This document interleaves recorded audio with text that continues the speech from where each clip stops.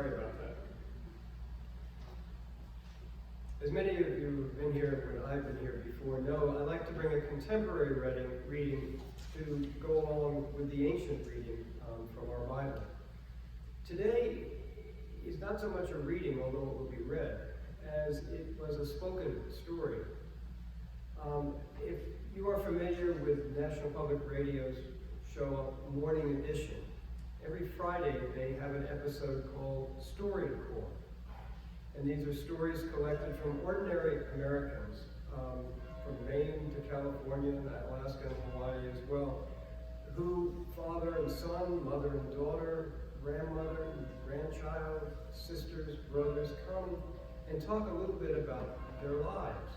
It's not long, but it is powerful to hear people tell their stories in their own words, in their own voices.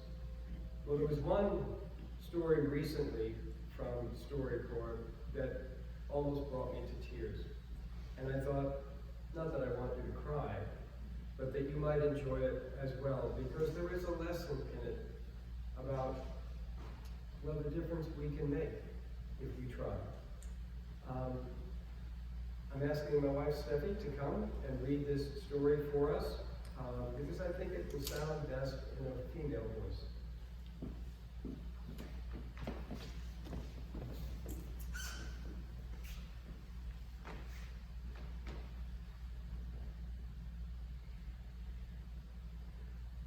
We lived in the middle of some cornfields at the end of our long gravel driveway.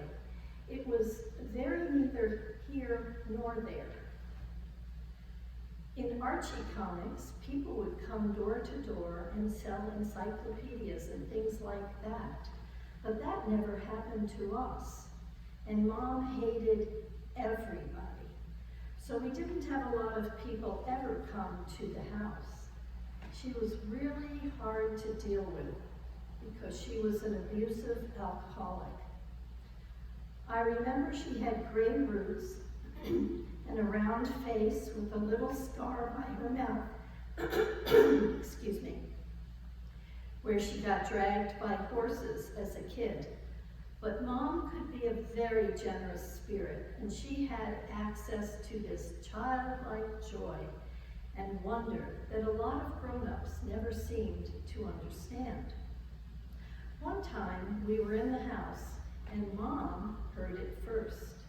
There was this tinny music that reminded me kind of like a carnival calliope, and it was an ice cream truck.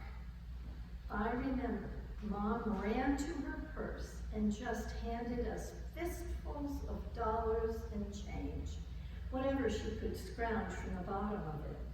And she said, "Run, this will never happen again."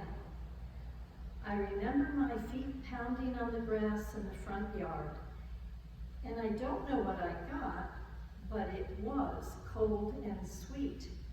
You know, there's nothing like ice cream to a kid, but there's also nothing like an unexpected treat to a poor kid. And so, as an adult, one of the great things about living in a neighborhood now is that I see ice cream trucks coming down my street sometimes, and I realized I hadn't for a while.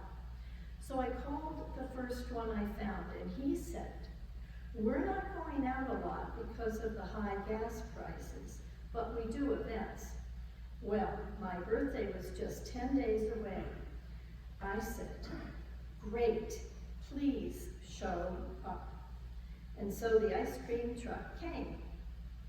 My favorite part of my birthday was when the neighborhood kids came running because they heard the music, and I got to say, "The ice cream is free." I don't know if I've ever felt wealthier.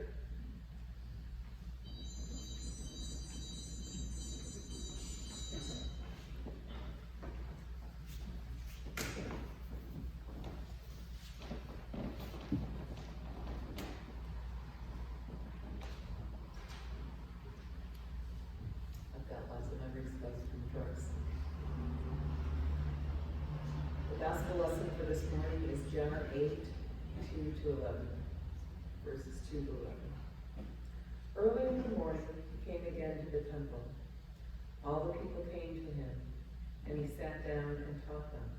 The scribes and the Pharisees brought a woman who had been caught in adultery, and placing her in the midst, they said to him, "Teacher, this woman has been caught in the act of adultery. Now in the law, Moses commanded us to stone such. What do you say about her?" This they said to test him, that they might have some charge to bring against him. Jesus bent down and wrote with his finger on the ground. And as they continued to ask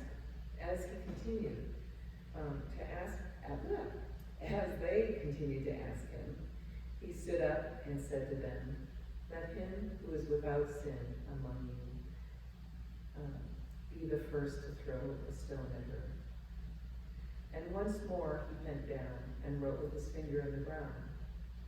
But when they heard it, they went away, one by one, beginning with the eldest, and Jesus was left alone with the woman standing before him.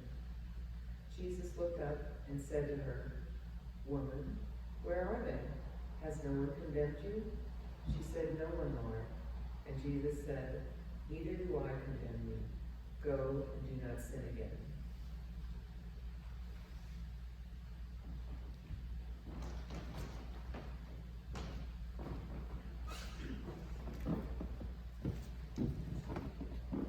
Sue, thank you for doing the reading today. And Steffi, thank you for getting through that story that makes us both cry every time we read it. Makes me want to go find an ice cream truck and bring it to our house for your birthday. What I want to bring to you today is in 3 parts. It will make sense when we get to part 3, when part 1 and part 2 come together. But it will seem until we get to part 3 that Bob doesn't know what he's doing. But if you'll come along for the ride with me, I think you'll enjoy the view. This story from the Gospel of John. Jesus was an outsider. I don't mean that he was different from all the people that he grew up with, the people he called to be his followers, the people around him. No, he was a Jew. And he knew things that the Jews of that time knew. And he lived the way they lived, ate the food that they did, worshiped the way that they did, and understood God the way that they did. He was very much in and of his community. What made him an outsider was that he would look and see things that other people missed. Perhaps because they didn't want to see those things, or perhaps they were just so used to doing things in a certain way that they couldn't see outside the blinders that habit can put on you. So in this story, the woman caught in adultery, which by the way is the worst title for this story, because I want to know where the man was that was caught in adultery. But she is brought and humiliated in the town square, and they are about to exact what they believe is the punishment upon her for this breach not only of sexual etiquette, sexual ethics, but this violation of the community that she supposedly has done. So there's no trial, but there's all sentence. But there is a trap here. And that's why it's in the Gospel of John. The trap is that they're trying to get Jesus to be part of this punishment. Will he confirm the community standards, or will he stand with this poor woman who's standing alone with no one to speak for her, no one to encourage her to speak for herself, no one to protect her? And at first, Jesus doesn't speak. But in the brilliance of John's storytelling, it's because he sees the trap, and he is making them agonize over whether he will fall into it. And then, of course, as he does over and over again, because Jesus is an outsider, he steps aside from that trap and sets one of his own. For what Jesus sees is that for all their supposed religious values, they were about not only just to reject one of their own community, they were about to punish her with violence. Can anything be more unreligious than that? He was an outsider because he could see them for what they were, or at least what they were trying to do. I'll try to be generous. That they were trying to uphold the law, but have no mercy. And if we have to choose between mercy and the law, I think Jesus is on the side of mercy. And if we're going to be on the right side of Jesus, then we have to be as well. He saw them out and saw their hearts and saw what also they were about to do. So not only did he avoid their trap and set one for them, he also saved them from what they were about to do and could not undo once they had done it. Then when they leave, he sees the woman, and he sees something about her as well that the others couldn't see. That she was scared to death. She couldn't deny what she had done. But are all of us, are any of us, the sum of the worst thing we've done in our lives? Isn't there something more to us? And so he just does not judge her at all, but says, is there no one here to call you out? He speaks not only to her, but for her, and uses her as an example for all of us,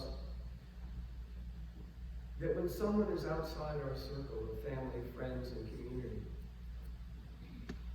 let's make a little room and bring them back in. Isn't that what God calls us to do?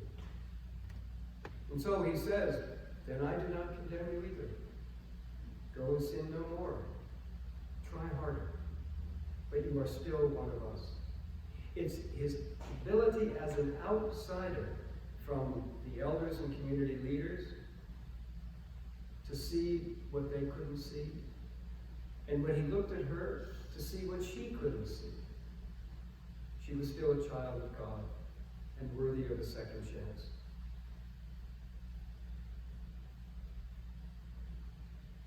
The second part, but let me start here. If you ever want to see my wonderful wife roll her eyes, just say, does Bob talk about the Pilgrims a lot? I do. And I do it for a reason. So we're going to go to the Pilgrims because that's how we get to part 3.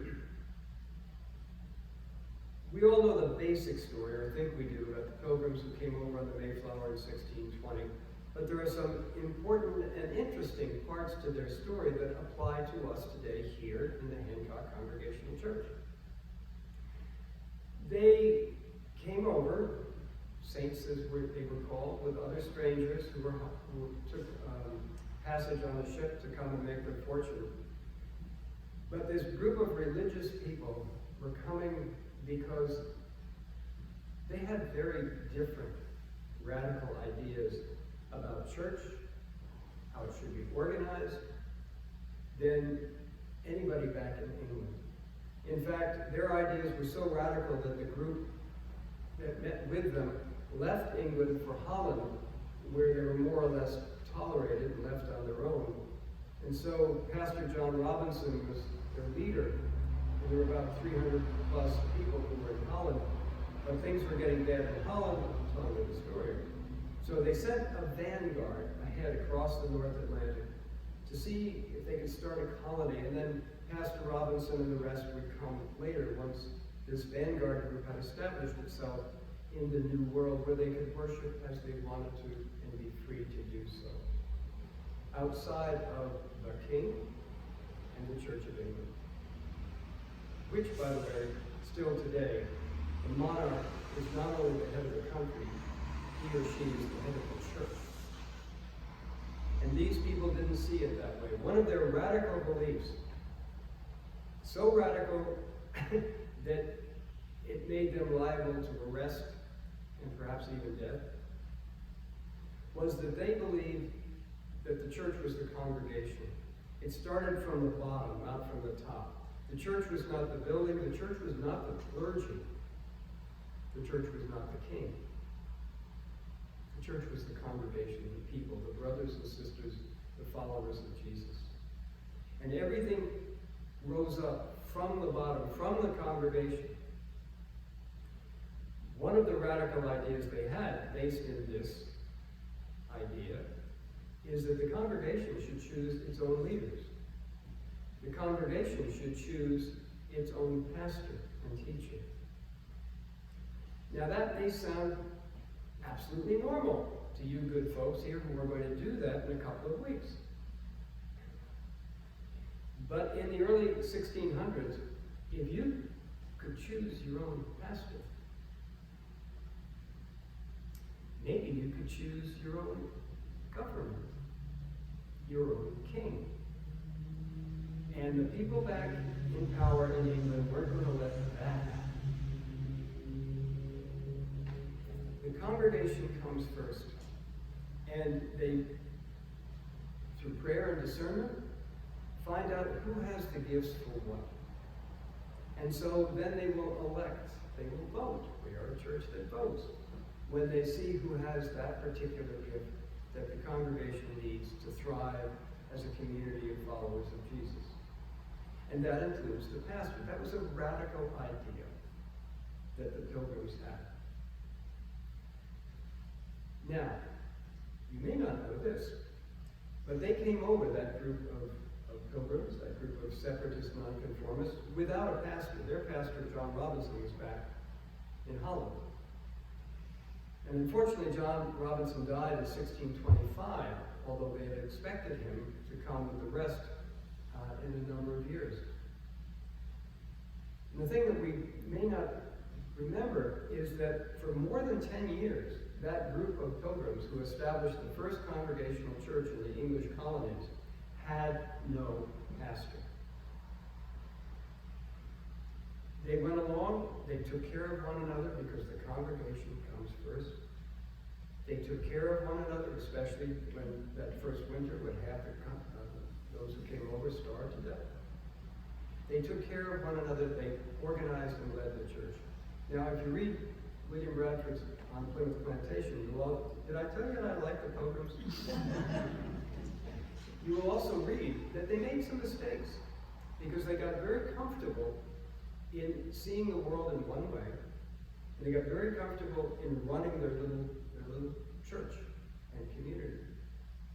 They didn't have an outsider to come and say, you know, you really should think again about what you're doing and how you're doing it. And that's how we get to part 3. You are about to call, with a vote, a new pastor to be your pastor and teacher. In our system, based on this first Congregational Church, way back when, 402 years ago, pastor and people are equal partners. Equal partners. That's one reason why, in our way, we have pastors become official members of the congregations that they serve. Because that's their home church too. They're equal partners. And to have this work, there has to be mutual respect, mutual appreciation, mutual trust. And all of that will lead to mutual love. The candidate that will come before you, should you vote for her, will be coming to do a job as pastor and teacher. Your job as the lay people is to govern this church, is to make sure the building is open for worship, that you come. Buildings and budgets are your responsibility, and I have every confidence that the leadership of this congregation knows how to run a church. because I've been watching for 2 years, and you do it very, very well. But her job is to be pastor and teacher. And in my view, coming as she does, as I have with other churches in the past, it means that she's coming to be the outsider. To see things that you may not see anymore because of habit being what it is. She's the outsider who can point out things that maybe you hadn't thought of, hadn't seen. They could make this congregation even more caring and loving and help it thrive even more in the ministry and mission of Jesus Christ. She is also the outsider who can love everyone who comes through your doors and everyone in this community who is in need, who would be open to letting the church help them. She is the outsider who can be the pastor, who can love everyone, not just the favored ones who've been here for decades. She can help you, as the outsider, see the things that you missed, and also to love the ones you somehow sometimes don't want to love. But when you follow Jesus, that's what we do.